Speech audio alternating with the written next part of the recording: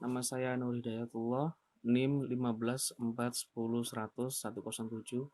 Di sini saya akan mempresentasikan tugas akhir saya dengan judul Analisis dan Perancangan User Interface dan User Experience menggunakan metode Design Sprint untuk aplikasi pemenuhan SDM UMKM pada website Usahanesia. Sedikit bercerita tentang Usahanesia adalah gagasan startup di bidang sosiopreneur yang didirikan pada awal tahun 2017. Berawal dari keikutsertaan mahasiswa dalam ajang lomba Unity 2017 Yogyakarta. Visi startup Usahanesia adalah membantu mengembangkan UMKM dengan memanfaatkan bantuan teknologi aplikasi berbasis website. Pada website Usahanesia, website dibangun dengan konsep crowdsourcing untuk membantu UMKM dalam pembangunan sumber daya manusia, sehingga UMKM tidak kesulitan dalam mencari SDM yang mempunyai kemampuan sesuai dengan kebutuhan UMKM tersebut. Sedikit bercerita tentang konsep crowdsourcing, Usahanesia ini selain pemenuhan SDM, mereka juga mempunyai fitur yang lain seperti penerapan gamification, kemudian pemenuhan bahan baku untuk UMKM, di mana pemenuhan bahan baku ini dimanfaatkan ketika antar UMKM satu dengan UMKM yang lain membutuhkan bahan baku. Kemudian UMKM tersebut dapat memenuhi kebutuhan antar UMKM tersebut. Yang ketiga, selain yang saya sebutkan, itu ada mentoring dengan tenaga ahli.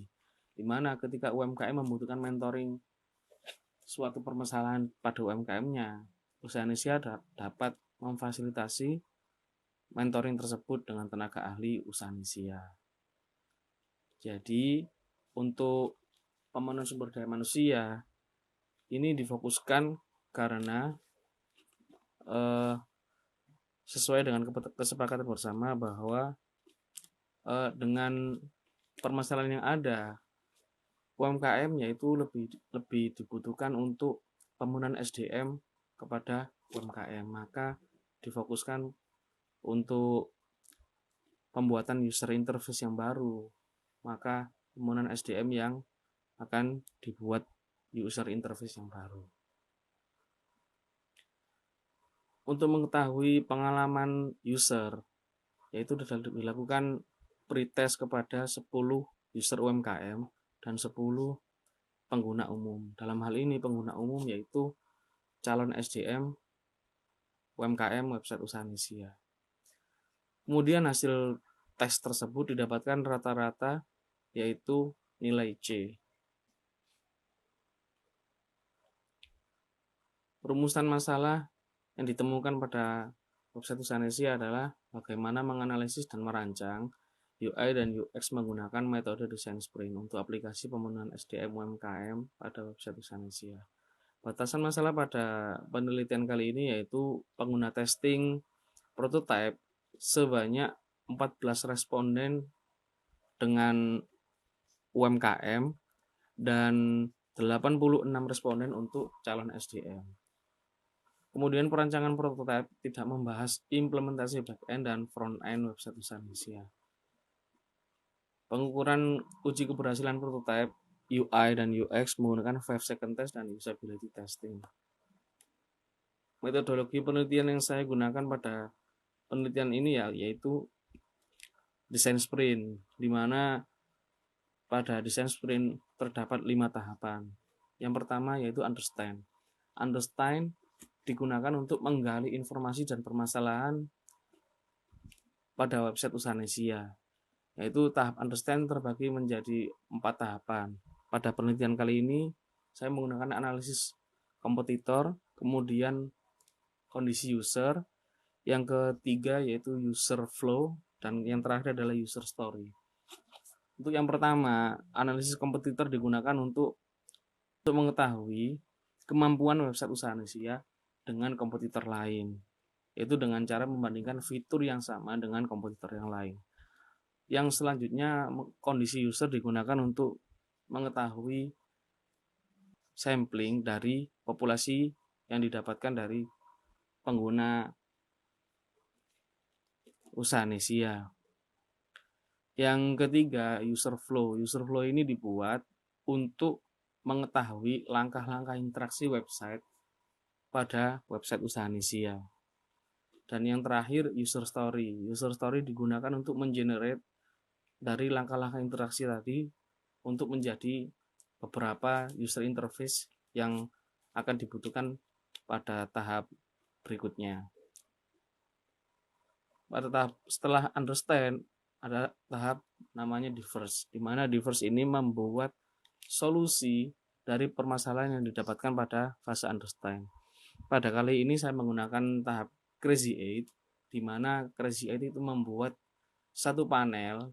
Dalam satu panel tersebut dibuat 8 panel alternatif ide, di mana satu panel membutuhkan 8 detik untuk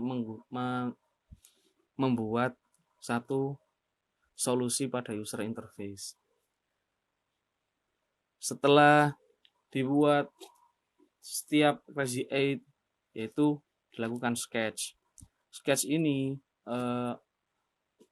untuk dipilih tiap panel Crazy 8 dipilih untuk voting, di mana voting tersebut nanti akan digunakan pada tahap prototype. Setelah voting, maka dilakukan pembuatan low fidelity. Dalam tahap prototype terbagi menjadi dua macam, yaitu pembuatan low fidelity dan pembuatan high fidelity. Pada tahap low fidelity dibuat wireframe dengan pewarnaan yang tidak sepenuhnya seperti website yang akan jadi, di mana hanya membuat layouting saja. Untuk penempatan button dan form juga diterapkan pada tahap low fidelity. Setelah low fidelity selesai, maka dibuat storyboard, di mana storyboard ini merangkai dari sketch yang telah dibuat untuk menjadi satu rangkaian proses. Proses seperti yang saya maksud adalah ketika proses user membuka halaman, maka proses dari awal yaitu halaman utama, kemudian user melakukan login, setelah login melakukan membuka halaman utama. Setelah storyboard dibuat, maka dibuatlah high fidelity. Setelah high fidelity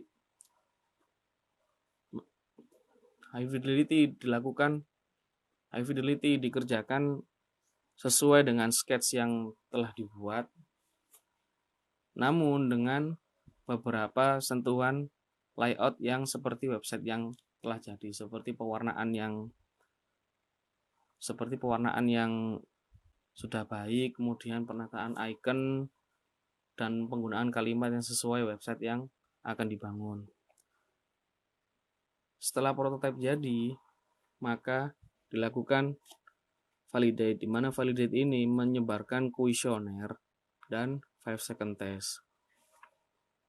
Untuk proses validate, setelah menyebarkan kuesioner dan 5 second test, maka dilakukan perhitungan, di mana pada perhitungan validate ini terdapat 4 langkah. Langkah pertama yaitu mengelompokkan skor pertanyaan tiap responden. Setelah terkelompok tiap responden, maka menghitung nilai responden tiap pertanyaan dengan rumus nilai indeks F1 kali 4, F2 kali 3, F3 kali 2, di mana F ini adalah pertanyaan pertama, kemudian F1 pertanyaan pertama dikali 4. 4 ini adalah hasil skala Likert, di mana user memilih sangat setuju, kemudian untuk yang nilai 3 itu adalah setuju, nilai 2 adalah tidak setuju, yang 1 adalah sangat tidak setuju. Setelah hasil perhitungan didapat, maka menjumlahkan skor pertanyaan tiap komponen usabilitas.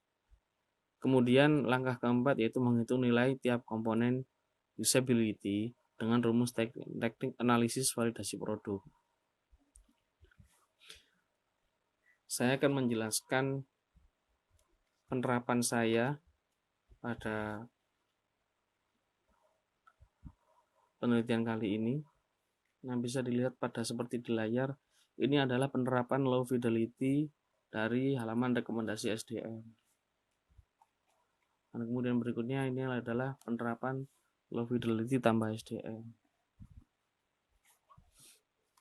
Setelah low fidelity semua selesai dikerjakan, maka dibuat storyboard. Storyboard ini adalah satu rangkaian dari beberapa low fidelity yang telah dibuat. Jadi user kita dapat mengetahui langkah-langkah tiap user ketika setelah mengklik suatu item website.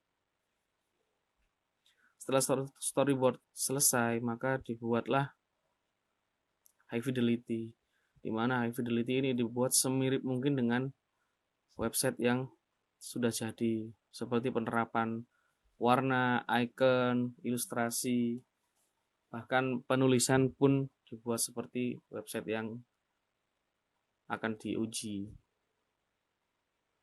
Ini adalah halaman utama UMKM, di mana pada halaman ini terdapat beberapa fitur, yaitu yang pertama adalah untuk perbarui portofolio, di mana UMKM pada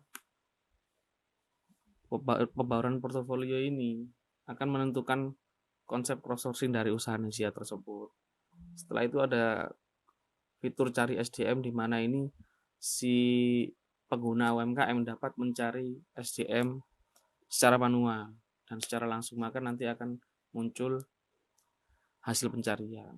Kemudian yang bawahnya adalah portofolio UMKM lain, yaitu ketika UMKM lain memperbarui portofolio mereka, maka dapat dilihat oleh UMKM yang lain. Seperti ini rekomendasi.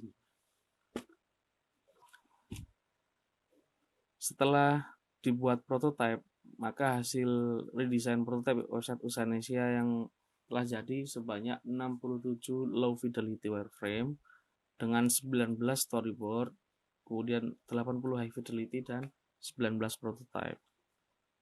Setelah kuesioner disebarkan, maka didapat hasil pengujian prototype, yaitu mendapatkan peningkatan untuk user UMKM, memperlihatkan bahwa aspek efisiensi mendapatkan grade B dari C.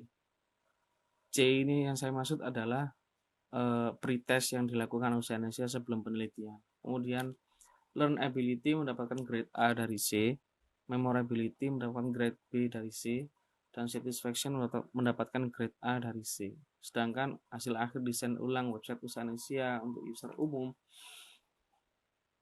komponen efisiensi mendapatkan grade B dari C, learnability mendapatkan grade B dari C, memorability mendapatkan grade A dari C, dan satisfaction mendapatkan grade B dari C. Sekian dan terima kasih.